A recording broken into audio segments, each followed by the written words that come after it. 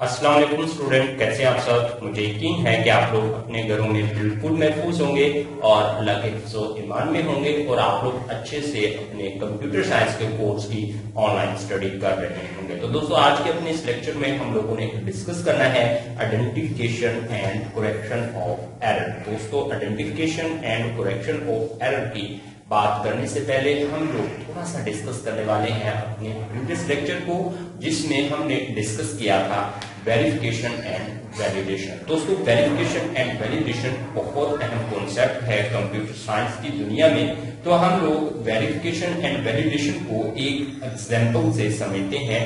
मान लीजिए आप लोग जो है ईमेल एड्रेस बनाना चाहते हैं। अब ये ईमेल एड्रेस बनाने के लिए आप लोगों को एक फॉर्म जो है वो फिल करके सबमिट करना होता है, तब जाके आप लोगों का ईमेल एड्रेस बन पाता है। तो यहाँ पे दोस्तों मैं अब ये ईमेल एड्रेस में फर्स्ट नेम जो है वो लिखता हूँ। देखिए, अभी तक मैंने कोई भी डाटा यहाँ पे पुट नहीं किया, तो सबसे पहले मैं नेक्स्ट पे क्लिक करके देखता हूँ होता क्या है। देखिए दोस्तों, जैसे ही मैंने नेक्स्ट पे क्लिक किया तो इस फॉर्म की वेरिफिकेशन हुई, यानी चेक किया गया कि इस फॉर्म में जो फर्स्ट नेम था क्या वो एंटर कर दिया गया है, यानी एंटर फर्स्ट नेम, उसके बाद लास्ट नेम, उसके बाद दोस्तों वेरिफिकेशन की गई है इस फॉर्म के जो एल्गोरिथम ने की है वो है चूज आ जीमेल एड्रेस, उसके बाद एंटर पासवर्ड, यानी ये तमाम की तमाम फील्ड्स जो हैं वो खाली हैं। ये क्या हुई है, वेरिफिकेशन हुई है। अब दोस्तों यहाँ पे मैं कुछ नाम लिख देता हूं।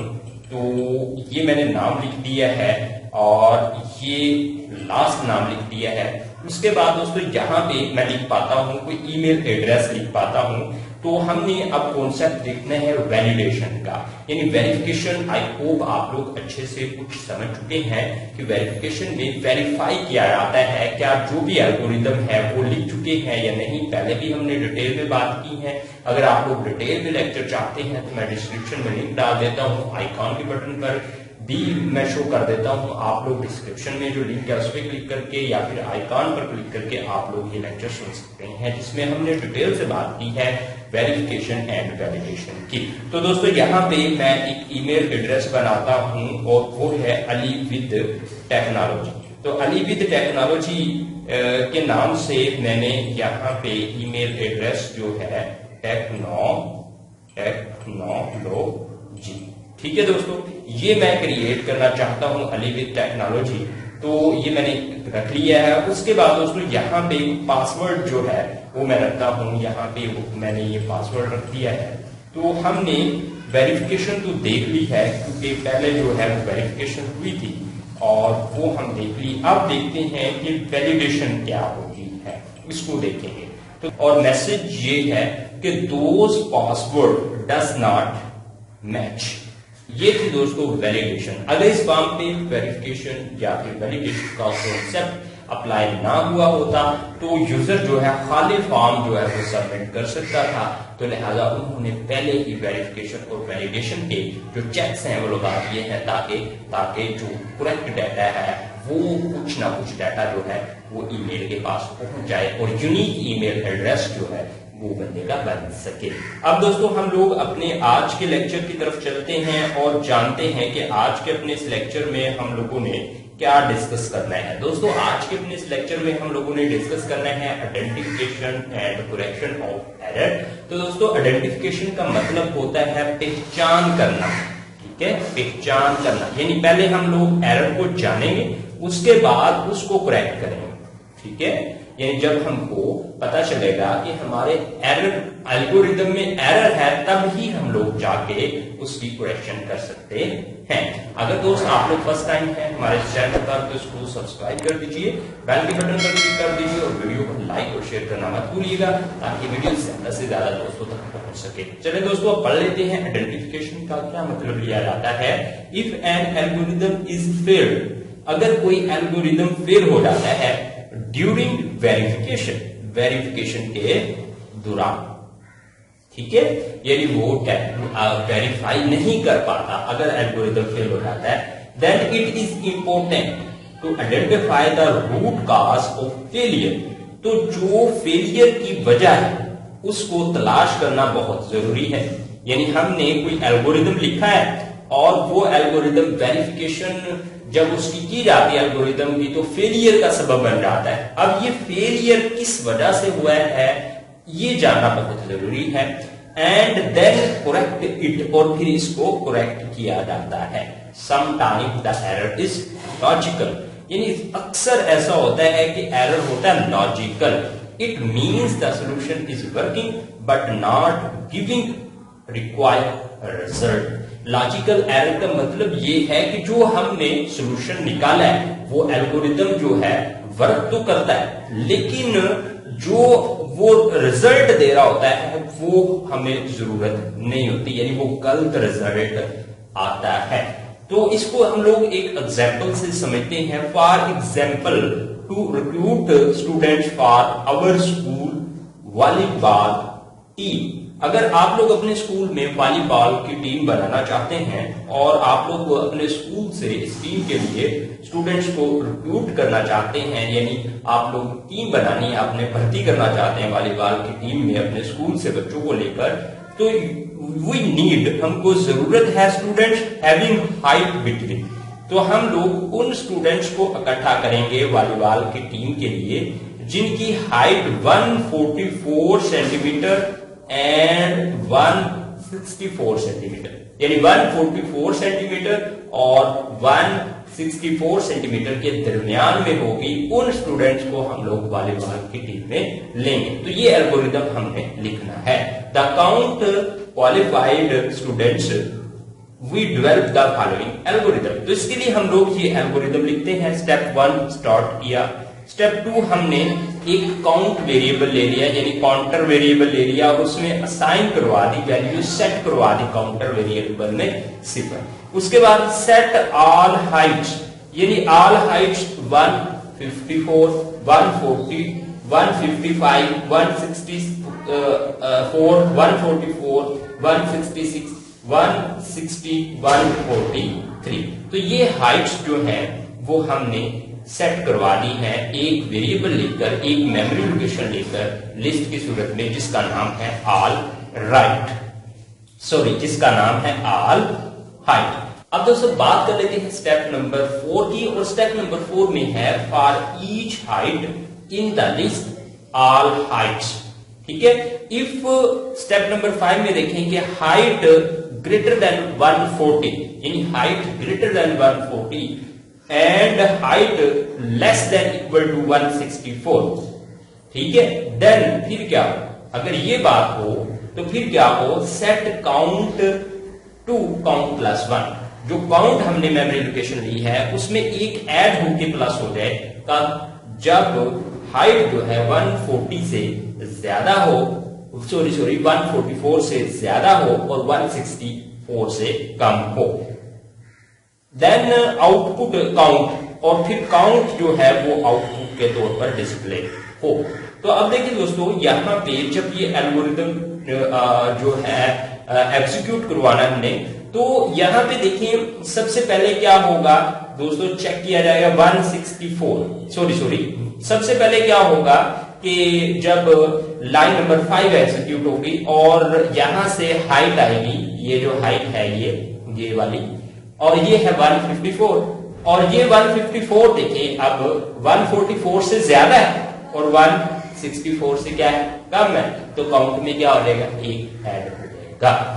उसके बाद दोस्तों क्या होगा कि यहां पे ये देखिए 140 है ना, 140 जो है वो देखिए अब ये 144 से ग्रेटर देन नो, तो यहां पे काउंट में कुछ भी ऐड नहीं होगा। अब दोस्तों यहां पे देखिए 155 144 से ज्यादा है और 165 से कम है, तो लिहाजा ये जो है आगे जाके काउंट में एक और ऐड हो जाएगा और क्या हो जाएगा, 2 हो जाएगा। उसके बाद दोस्तों यहां पे देखिए 164 जो है, ये 164 144 से ज्यादा है, लेकिन जो 164 है उसके बराबर है, तो लिहाजा ये भी क्या होगी, कंडीशन दुरुस्त होगी, अकाउंट में एक और ऐड हो जाएगा। उसके बाद दोस्तों नेक्स्ट देखिए, इससे आगे देखिए 144 इज इक्वल टू 144।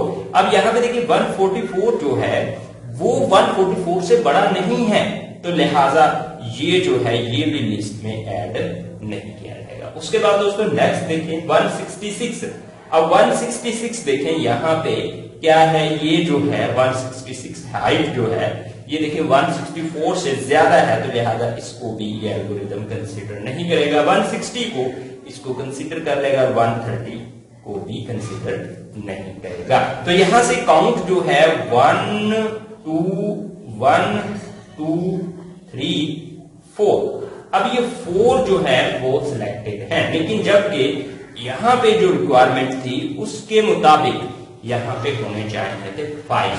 ठीक है, तो 5 तो काउंट नहीं आ रहा, काउंट में आ रहा है 4, तो यहां पे क्या है, लॉजिकल एरर है। अब ये लॉजिकल एरर जो है इसको हम मजीद समझने वाले हैं। अब दोस्तों बात कर लेते हैं ट्रेस टेबल की, और ट्रेस टेबल में रोज और कॉलम्स होते हैं, और जो दोस्तों मेमोरी लोकेशंस होती हैं उनको कॉलम्स में लिया जाता है, यानी ये काउंट मेमोरी लोकेशन है, ऑल हाइट मेमोरी लोकेशन है और हाइट मेमोरी लोकेशन है, जबकि स्टेप्स जो होते हैं उनको रोज में लिया जाता है ट्रेस टेबल में। अब जो एल्गोरिदम हमने दोस्तों यहाँ पे प्रीवियस देखा उसका देखें स्टेप 1 देखें उस एल्गोरिदम का, यहाँ पे स्टेप 1 है स्टार्ट, तो स्टेप 1 में कोई भी कीमत किसी भी वेरिएबल में सेट नहीं हो रही, इसलिए यहाँ पे ये लाइन जो है हम लोग इसको ऐसे ही रहने देंगे। उसके बाद दोस्तों देखें इस एल्गोरिदम में नेक्स्ट स्टेप क्या होना है, नेक्स्ट स्टेप देखें स्टेप 2 जो है। अब ये स्टेप 2 देखें एल्गोरिदम में काउंट टू 0, यानी जो काउंट मेमोरी लोकेशन है उसमें सेट करवानी है 0। तो ट्रेस टेबल में देखते हैं जी क्या है, ट्रेस टेबल में देखें स्टेप 2 में काउंट में क्या आ गया, 0 आ गया। ठीक है बच्चों, 0 आ गया। उसके बाद स्टेप 3 देखते हैं। अब ये स्टेप 3 जो है इसमें देखते हैं क्या है, स्टेप 3 में है सेट ऑल हाइट्स टू, यानी ऑल हाइट्स में ये वाली जो कीमतें हैं ये सेट हो जाए। ऑल हाइट्स मेमोरी लोकेशन में ये एक लिस्ट है कीमतों की, ये सेट हो जाए तो देखते हैं जी हम लोगों ने ऑल हाइट मेमोरी लोकेशन जो है ये देखें ऑल हाइट मेमोरी लोकेशन में ये वाली कीमतें जो है वो स्टोर हो चुकी हैं। उसके बाद देखते हैं स्टेप 4। स्टेप 4 में देखते हैं क्या होता है। स्टेप 4 में है for each height in the list all height, यानी ऑल हाइट में से एक जो है ना, एक जाके किस में स्टोर हो जाए, हाइट में। अब देखिए यहां पे ये है 154, अब 154 किस में स्टोर हो जाए, ये हो जाए हाइट में।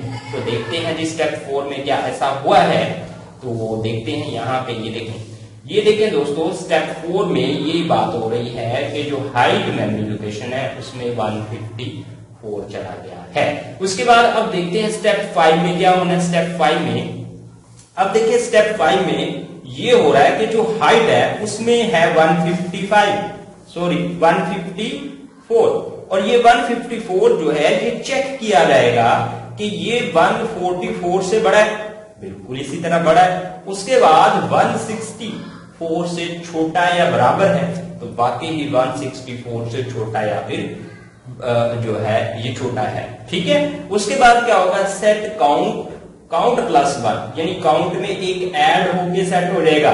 तो अब देखते हैं जी काउंट में क्या एक जो है वो ऐड हो गया है या नहीं।